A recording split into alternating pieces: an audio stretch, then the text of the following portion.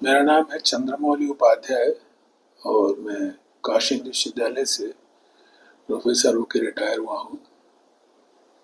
और बाबू प्रदीप सिंह जी का अच्छा मित्र भी हूँ। उन्होंने भी हाल में जो है काशी हिंदू विश्वविद्यालय में मालवीय मूल्य अनुशीलन जो केंद्र है वहाँ के सभागार में उन्होंने बाबू जगत सिंह जी के विषय में लोगों के विचार क्या है इस विषय में गोष्ठी की थी। और उन्होंने इस पुस्तक का 5 सालों के अनुसंधान के आधार पे पुस्तक का निर्माण किया।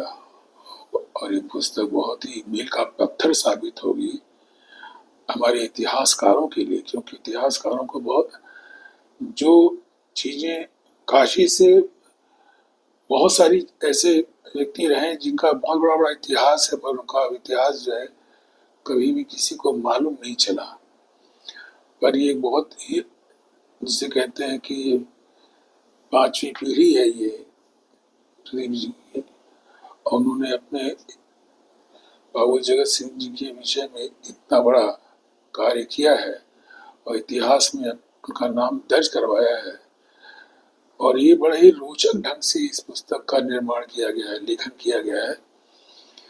मैं इस पुस्तक की बहुत ही प्रशंसा करता हूँ, क्योंकि मैं जब पढ़ना शुरू किया तो मुझे लगा कि ये पुस्तक को मैं जल्दी खत्म करूं, क्योंकि ये पुस्तक काफ़ी मोटी है।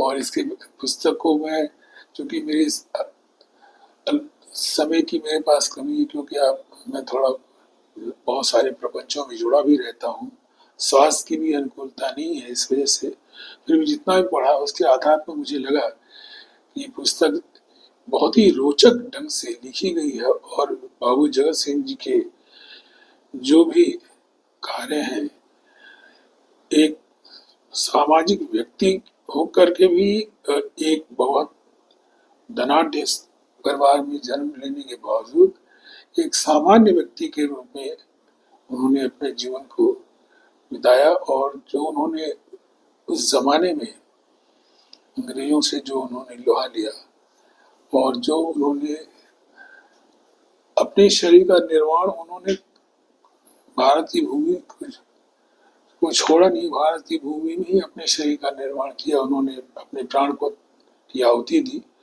गंगा में डूब करके। जिन जिन परिस्थितियों में उन्होंने अपने इस कार्य को किया वो अतुलनीय है, अनुकरणीय है और आने वाली पीढ़ी के लिए एक बहुत मार्गदर्शक का काम करेगी ये पुस्तक। उन्होंने ये उनका कार्य सीमित नहीं था, बहुत ही विस्तृत कार्य था। देश की आज़ादी के लिए उन्होंने जो कार्य किए तो वो स्तुत्य है, पर उन्होंने और भी कार्य किए। सारनाथ के कार्य की जो खोज है उन्होंने ही की है और ऐसे ऐसे कार्य उन्होंने किए हैं।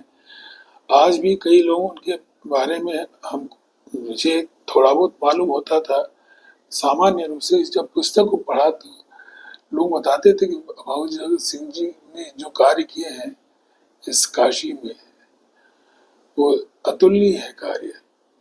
तो ऐसे योद्धा को, ऐसे व्यक्ति को, ऐसे समाज सेवी को, ऐसे देशभक्त को आदमी उनकी पुस्तक, उनकी आख्यान को पढ़े और समझे तो बहुत, मैंने से हम ये कह सकते हैं व्यक्ति के लिए बड़े ही लाभकारी भी होगा।